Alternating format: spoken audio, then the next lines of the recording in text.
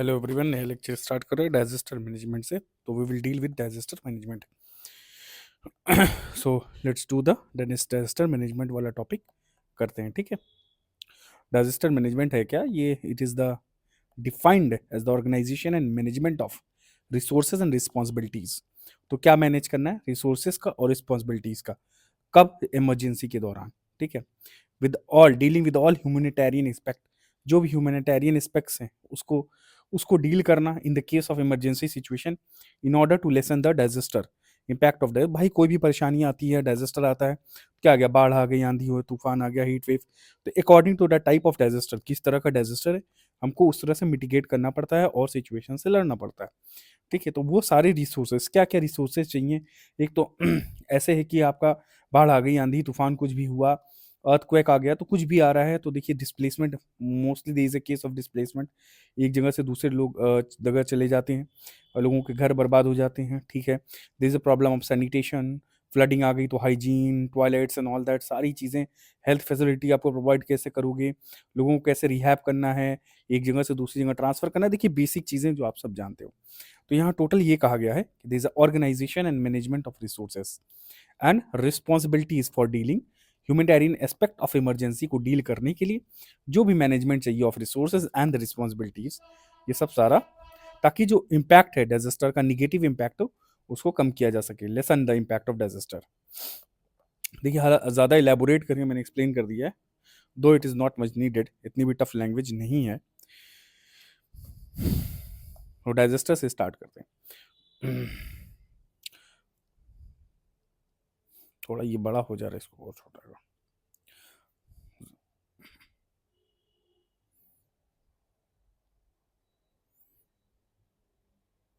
तो united nation जो office है for disaster risk reduction, UNDRR, disaster is a serious, उसने कहा है, डिफाइन किया है, क्या है disaster? Is a serious disruption to the functioning of community which causes human, material and economic environmental loss. जैसे क्या लॉस होता है? इकोनॉमिक इन्वायरमेंटल लॉस होता है, ठीक है, beyond a community's ability to cope. तो कम्युनिटी कोप नहीं कर पाती है, तो disruption to the functioning of a community, ठीक है, विच कॉजेज क्या? Human, material, economic, environmental loss. तो ये सब सारी चीजें आ जाएंगी। This human, material, economic and environmental loss beyond a community's able ability to cope. तो कम्युनिटी की एबिलिटी नहीं होती है तो ये सब सारी कंडीशंस को कोप अप कर पाए, ठीक है। तो जिसमें किसका लॉस है? Human, material, economic and environmental loss. It is the result from the combination of hazards, जैसे वल्नरेबिलिटी है, कंडीशंस ऑफ इनसफिशिएंट कैपेसिटी और measures to reduce the potential negative consequence of risk. जो भी रिस्क हैं, जो भी negative consequences हैं, उसको कैसे कम किया जाए, इतनी हमारी क्षमता नहीं होती है लड़ने की। So it results from the इससे combination of hazards, conditions of vulnerability, how vulnerable we are, कितना हम लोग प्रिपेयर हैं, ठीक है, लड़ने के लिए। कोई भी विपदा आ जाए, ठीक है, कोई भी आपत्ति आ जाए, विपदा आ जाए, वो भी नेचुरल कैलामिटी आ जाए, तो उससे लड़ने के लिए कितनी हम, हाउ वी आर वल्नरेबल, ठीक, ये सब सारी सारी चीज़ों पे डिपेंड करता है, कितना हम प्रिपेयर हैं कि नहीं और कितने आसानी से हमें असर हो रहा है। तो ये वल्नरेबिलिटी उसी से होगी, कितना रिस्क प्रिपरेशन हम पहले से मिटिगेट करने के लिए क्या कर लिए हैं, ठीक है, how we will adapt to the conditions. फिर डिजास्टर डैमेज क्या है? मेजर्ड इन फिजिकल यूनिट में मेजर किया जाता है, जैसे square metres of housing, kilometers of road, and describe the total or partial destruction of physical asset. So disaster damage describes the total or partial destruction of the physical asset and measured in physical unit, जैसे square meter of housing, कितना kilometre of road destroy हुई है, all that. Hazard के बारे में पढ़ते हैं। Hazard क्या है?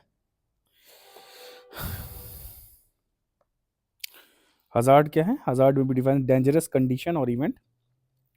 एक डेंजरस कंडीशन है या इवेंट है दैट थ्रेट और have the potential for causing injury, कोई भी इंजरी लाए, थ्रेट लाए, life to life, injury to life, damage the property, environment, ये सब हजार्ड हो जाएगा। हजार्ड क्या है? Is any source of potential damage हो, हार्म और adverse health effect on something और समवन। तो किसी तरह का ये सब जो आप देख रहे हो,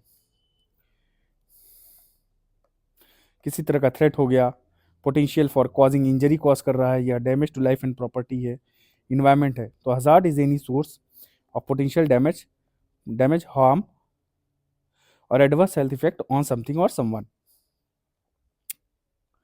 आइए आगे देखा जाए। नेचुरल हजार्ड क्या है? ये नेचुरली अकरिंग फिजिकल फिनोमिनन होते हैं। ये कॉज बाई रैपिड और slow onset of events which can be, कोई भी जियो फिजिकल हो सकता है जैसे earthquake, landslide, tsunami, volcanic activity. Hydrological में आ गया एवलांचिया हो गया या फ्लड ब्लड आ गया, ये सब सारी चीज़ें हैं। क्लाइमेटोलॉजिकल कैसे? Extreme of temperature, drought, wildfire. तो अभी वाइल्ड फायर चल रहा है जब हम लेक्चर बना रहे हैं, कहाँ? Los Angeles.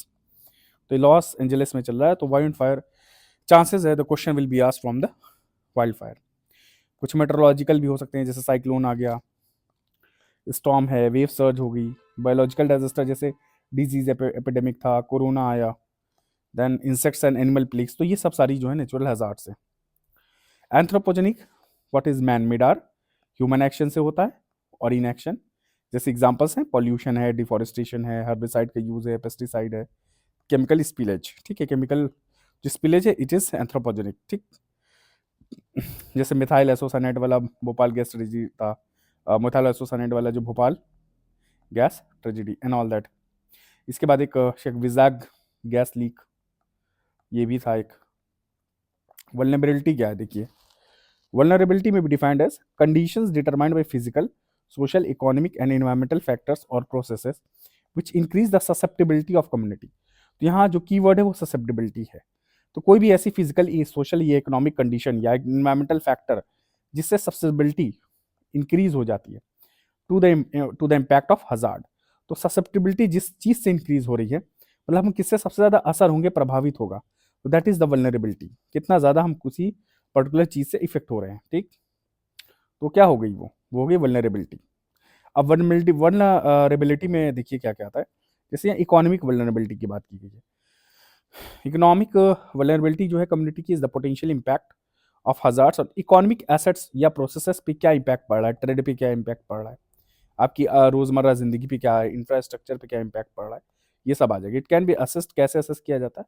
By determining how varied its source of income are, the ease of access and the control over means of production, adequacy of economic fallback mechanism, and the availability of natural resource in the area. Poorer families with less access to resource, for example, may live in squatter settlements in the flood-prone areas because they cannot afford to live in safer, more expensive areas, which makes them more vulnerable. ठीक है, तो ये सब सारी चीज़ें थी economic situation, थोड़ा vulnerability की। थोड़ा और एक्सप्लेन करता हूँ मैं आपको। तो ये पूरा जो यहाँ एक्सप्लेन किया गया, इसका मतलब ये है कि कोई भी अगर आपके यहाँ डिजास्टर आता है, कुछ भी इस तरह की चीज़ें हो रही हैं, तो how a country is exposure to external disturbance impact its economy. तो इकोनॉमी पे कितना इम्पैक्ट पड़ रहा है, कितना इम्पैक्ट इकोनॉमी पे, कितना इम्पैक्ट पड़ रहा है अगर कोई डिजास्टर आता है, तो उसका इकोनॉमी पे कितना इम्पैक्ट पड़ता है। ठीक है, और एक्सटर्नल डिस्टर्बेंस, मान लो ये कंट्री ए है and this is country B, तो यहाँ पे कोई डिजास्टर आया है, तो क्या बी का ए पे इम्पैक्ट पड़ रहा है ए वाली कंट्री पे? क्या ये ए वाली कंट्री इस पे डिपेंडेंट थी बी वाले पे? ठीक है, तो हाउ कंट्री इज ओपन, कैसे, कितनी कंट्री ओपन है टू एक्सपोर्ट, टू इम्पोर्ट। ठीक है, तो कि कहीं भी डिजास्टर आए और इस पे इम्पैक्ट पड़ जाए, या ए में आया है डिजास्टर तो बी पे क्या इफेक्ट पड़ रहा है। तो हाउ द कंट्रीज ओपननेस, तो कंट्री की ओपननेस क्या है कि इकोनॉमिक इन्फ्लुएंस हो जा रहा है। ठीक है, that is external economic influence की बात की गई है, एक्सटर्नल इकोनॉमिक इन्फ्लुएंस कि कितना इकोनॉमिक इन्फ्लुएंस हो जा रहा है। ठीक है, दूसरा यहाँ ये कहा गया है कि it can be assessed by determining how varied its source of income are. ठीक है, क्या सिर्फ एग्रीकल्चर पे डिपेंडेंट है, या सिर्फ इंडस्ट्री पे डिपेंडेंट है, या मैन्युफैक्चरिंग पे डिपेंडेंट है, या मरीन या फिशरीज पे डिपेंडेंट है, या एलाइड एक्टिविटीज जो होती है एग्रीकल्चर की उस पे। तो क्योंकि अगर डाइवर्सिफाइड होगा, तो if your investments are diversified, your income is diversified. अगर आपकी इनकम डाइवर्सिफाइड है and you are self reliant थोड़ा सा है, तो देयर आर चांसेस दैट आप रिस्क को मिटिगेट कर लोगे, रिस्क मिटिगेट कर लोगे। ठीक है, and how you are open, how your economy is open, अगर आप के यहाँ डिजास्टर आया है, तो क्या बाहर से दूसरी कंट्री से मदद आ रही है कि नहीं आ रही, ये सब सारी चीजें डिपेंड करती है। Then ease of access and control over,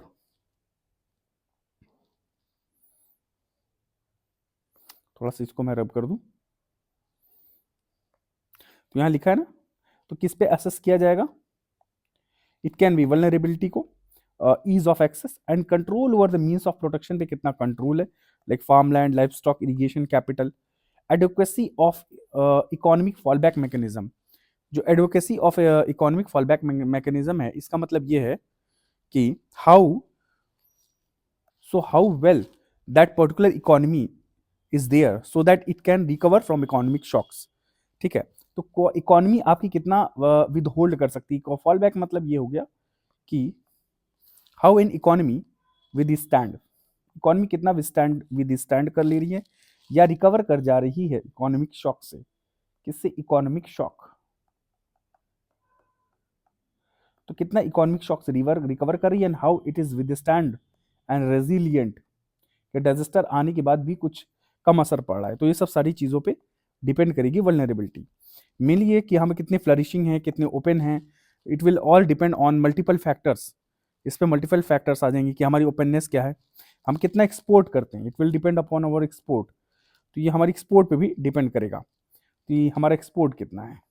यहाँ साइड में लिख रहा हूँ मैं कि हमारा एक्सपोर्ट कितना है, रेजिलियंस कितनी, हमारी इकोनॉमी की साइज क्या है, अच्छी साइज है तो कोई बात नहीं, हाउ डाइवर्सिफाइड वी आर, ठीक है, किस सेक्टर में डिजास्टर आया है, ये सब सारी चीजें हैं। देन इन्वायरमेंटल डिग्रेडेशंस और हमारा डेमोग्राफिक चेंज ओवर टाइम। तो ये सब सारी चीज़ों पे डिपेंड करेगी हमारी इकोनॉमिक क्या है, वल्नरेबिलिटी। डेमोग्राफी, भाई लोग ज़्यादा हो रहे हैं, लड़के ज़्यादा हो रहे हैं, लड़कियाँ ज़्यादा है, या हमारी पॉपुलेशन यंग एज है कि ओल्ड है, कौन सी है, ये सब सारी चीज़ों पे डिपेंड करता है। क्या है? वल्नरेबिलिटी हमारी डिपेंड करेगी। दूसरी फिजिकल वल्नरेबिलिटी है। ये क्या है? Potential for physical impact on the physical environment. क्या फिजिकल इम्पैक्ट हो रहा है फिजिकल इन्वायरमेंट पे, ठीक है। The physical vulnerability of an area depends on it geographical proximity to the source and origin. भाई अगर डिजास्टर यहाँ आया है तो हम कितने प्रॉक्सिमिटी है हमारी, ठीक है, ये पास वाले रीजन में है या दूर वाले रीजन में, जहाँ इफेक्ट यहाँ पे ज़्यादा होगा, यहाँ पे इफेक्ट कम होगा। Wooden homes which are less likely to collapse in earthquakes are more vulnerable to fire. अगर वुडन होम है और अगर ये अर्थक्वेक में कोलैप्स नहीं कर रहे तो it is more vulnerable to fire. तो कहीं ना कहीं किसी तरह से वल्नरेबिलिटी रह रही है। यहाँ सोशल वल्नरेबिलिटी की बात की गई है। इसमें क्या है सोशल वल्नरेबिलिटी में, वेट अ मिनट, हाँ, तो वेट सोशल वल्नरेबिलिटी में क्या है? It represents the potential impact of events on certain groups such as poor पे क्या इम्पैक्ट है, प्रेग्नेंट वुमेन पे क्या है, लैक्टेटिंग वुमेन पे क्या है, डिसेबल्ड पे क्या है, चिल्ड्रन पे। तो ये सारे जो पोटेंशियल इम्पैक्ट्स हैं mostly on the vulnerable section of the society, ठीक है। ये सब सारे एल्डरली हैं, ठीक है, तो जो वल्नरेबल हैं, जिनका एक्सप्लॉयटेशन होने का आसानी है, जो थोड़ा किसी तकलीफ में है, that is more vulnerable section की बात की गई है। जैसे when flooding occurs some citizens such as elderly या डिफरेंटली एबल, जो चल नहीं पा रहे हैं, फिर नहीं पा रहे हैं, ठीक है, तो ऐसा इंफ्रास्ट्रक्चर बनाया जाता है which is prone to these conditions. जैसे मैंने एक लेक्चर लिया था उसमें कि सीढ़ियाँ बना दी जाती हैं, ठीक है, और यहाँ पे डिसेबल्ड को जाने के लिए एक व्हीकल दे दी गई तो ये चला जाएगा। तो इससे क्या होगा, अगर ये इंफ्रास्ट्रक्चर हर जगह पे हो फॉर द फिजिकली डिसेबल्ड, ठीक है, फिजिकली डिसेबल्ड, तो देखिए कितनी आसानी हो जाएगी। तो सोशल वल्नरेबिलिटी इज देयर, ठीक है। देन जब फ्लडिंग, जाहिर सी बात है बाढ़ आएगी तो भागेंगे कैसे? एल्डरली को और डिफरेंशियल एबल्ड को देख नहीं सकते, चल नहीं सकते, तो पहले इवैक्यूएट करना सबकी जिम्मेदारी कि इनको पहले इवैक्यूएट कर दिया जाए, ठीक है। May be unable to protect themselves, ठीक। तो ये सब सारी चीज़ें, this is the social vulnerability. Then physical vulnerability is there. जैसे वुडन होम है तो अर्थक्वेक में तो बच जाएगा, बट क्या है, फायर अगर आ गई तो इनको कौन बचाएगा? द इकोनॉमिक वल्नरेबिलिटी मैंने आपको भी बता दी है। आइए आगे देखा जाए। Then there is environment vulnerability. Environmental vulnerability क्या है? इट रिप्रेजेंट्स, क्या रिप्रेजेंट करता है? Potential impact of event on account of environmental condition. जैसे कि wetland for example are sensitive to increasing salinity. तो वेटलैंड किसके लिए सेंसिटिव है? सैलिनिटी के लिए, from sea water. And pollution आ गया अगर from storm water run off, जैसे एग्रीकल्चर केमिकल है, इरोडेड सॉइल्स हैं, तो ये सब सारी दीज आर वल्नरेबल। तो ये इन्वायरमेंट वल्नरेबिलिटी होगी किसकी? वेटलैंड्स की। एटीट्यूडनल वल्नरेबिलिटी देखिए क्या है? It refers to the attitude of a community. क्या बिहेवियर है कम्युनिटी का, क्या नजरिया है देखने का कम्युनिटी का, in response to an event और डिजास्टर। अगर डिजास्टर आ जा रहा है तो कम्युनिटी इसको कैसे रिस्पॉन्स करती है? क्या सेल्फिश हो गए हैं लोग, या they cooperate and coordinate among themselves as a community काम करते हैं कि नहीं, डिजास्टर रिस्क को मिटिगेट करने के लिए क्या करते हैं ये लोग, तो ये सब सारी चीज़ें आ जाएंगी। द निगेटिव एटीट्यूड बहुत हार्मफुल होगा। Communities which have negative attitude towards change and lack initiative in life, they become more and more dependent on external support, तो दीज आर रिस्क। ठीक है, अब रिस्क क्या है? Risk is a measure of the expected loss, कितना हमारा नुकसान हो जाएगा, हजार्ड कोई आ गया तो कितना हमारा लॉस हो रहा है कोई गिवन एरिया में हो गया या over specific period of time. तो risk that's the risk arises when hazards interact with physical social economic and economic vulnerabilities. ठीक है, तो रिस्क कैसे आता है? जब हजार्ड कोई तकलीफ आई, परेशानी आई, हमने हजार्ड्स अभी देखा है, with when hazards interact with the physical social and economic and environmental vulnerability से इंटरैक्ट करती है, तो हमें क्या है, ये रिस्क हमें पता चलता है क्या है क्या नहीं है। यहाँ हजार्ड हमने क्या देखा था, क्या है हजार्ड? एक डेंजरस कंडीशन है या इवेंट है। क्या है? डेंजरस कंडीशन और इवेंट दैट थ्रेट और have the potential to cause injury to life damage. तो ऐसा कंडीशन इवेंट है दैट थ्रेट और have the potential to cause injury पहुंचा सकता है, डैमेज पहुंचा सकता है प्रॉपर्टी को, ह्यूमन लाइफ को, एनवायरमेंट को, that is a hazard. Is any source of damage, harm और adverse health effect on someone. तो हजार्ड किसी भी तरह से हो सकता है, फिजिकल आपके ऊपर हो सकता है, सोशली या इन्वायरमेंटली, ये सब सारे तरीके की हवा हजार्ड हो गए। तो अब यहाँ ये कहा गया है रिस्क क्या है? जब when hazard event occurring in A given area over specified time, तो ये है मेजर ऑफ रिस्क। क्या एक्सपेक्ट लॉस होगा, किसकी वजह से? हजार्ड की वजह से। डिजास्टर रिस्क अराइजेस क्यों होता है? When hazards interact with physical social economic and environmental vulnerability. तो भाई हजार्ड आया और ऐसे ही वल्नरेबल हो आप कंडीशन से, तो रिस्क तो होएगा ही। It considers the probability of harmful consequence. क्या हार्मफुल कॉन्सिक्वेंस की प्रोबेबिलिटी है? देखिए, जितना ज्यादा वल्नरेबल होगे उतना ज्यादा रिस्क हो जाएगा, उतने ज्यादा निगेटिव कॉन्सिक्वेंसेस हो जाएंगे। कॉन्सिक्वेंसेस, उतने ज्यादा निगेटिव कॉन्सिक्वेंसेस, ये सब सारी चीजें। और एक्सपेक्टेड लॉस बढ़ जाएगा, जैसे डेथ्स हैं, इंजरीज हैं, लाइवलीहुड, इकोनॉमिक एक्टिविटी डिस्टर्ब हो जाएगी, इन्वायरमेंटल डैमेज होगा, resulting from the interaction between natural और human induce hazard and vulnerable condition. तो वल्नरेबल कंडीशंस तो थी ही, और नेचुरल और ह्यूमन हजार्ड आ गया तो वो एड ऑन हो गया। ठीक है, फॉर दस एड ऑन। अब ये हजार्डस इवेंट है, वल्नरेबल पॉपुलेशन है, ये देखिए डिजास्टर क्रिएट हो गया। ए क्या है? कोई भी एक्सट्रीम फिजिकल फिनोमेना आया, अर्थक्वेक आ गया, फ्लड आ गया, या भी वाइल्ड फायर, फॉरेस्ट फायर हुआ है, कहाँ पे? लॉस एंजलिस में, तो फॉरेस्ट फायर। अब they we are sustainable to human and economic loss, तो इट क्रिएट्स डिजास्टर। अब जैसे कैलिफोर्निया में मेनली जो है, वहाँ पे जो डिजास्टर आया, वुडन हाउसेस थे, वुडन हाउसेस, और this is more vulnerable to fire. तो अर्थक्वेक तो आएगा तो कोई दिक्कत नहीं, बट फायर, ठीक है, और हीट इंसुलेटर भी होता है, इसीलिए लोग लकड़ियों का घर बनवाते थे। तो देखिए आपकी वल्नरेबिलिटी और बढ़ गई।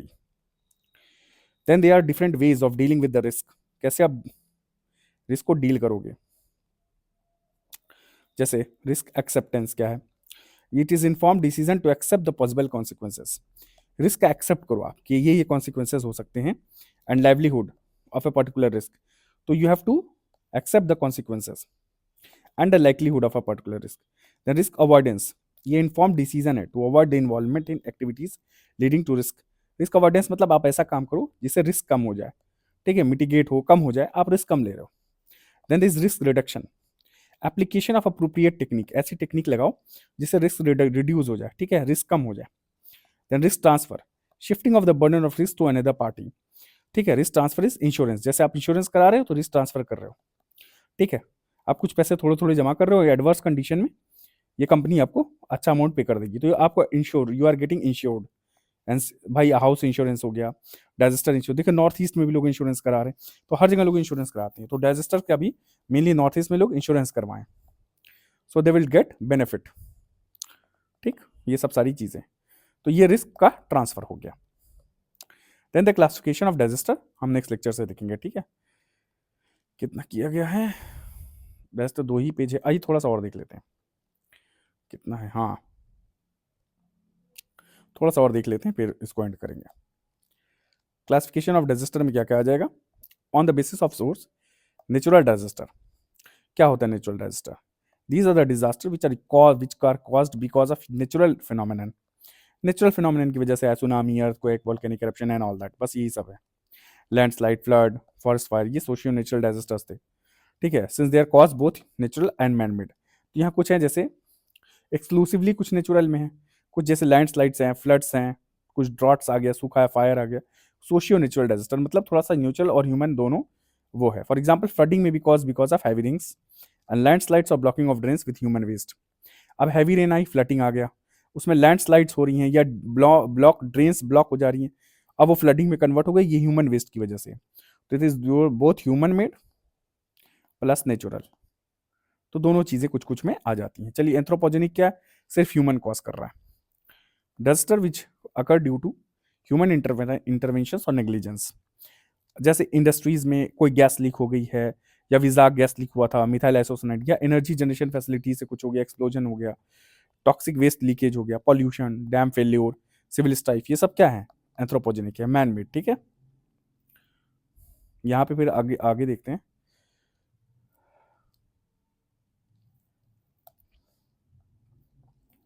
ये क्या चीज है, disaster can be classified as slow onset या रैपिड ऑनसेट। स्लो ऑनसेट क्या हो जाएगा, पहले रैपिड ऑनसेट देखिए, सडन या एक्यूट इंटेंसिटी आ जाए डिजास्टर में, बहुत कम टाइम में बहुत तेजी से आए, अर्थक्वेक, साइक्लोन, फ्लड्स, सुनामीज, ये सब क्या है, इसी में आ जाएंगे।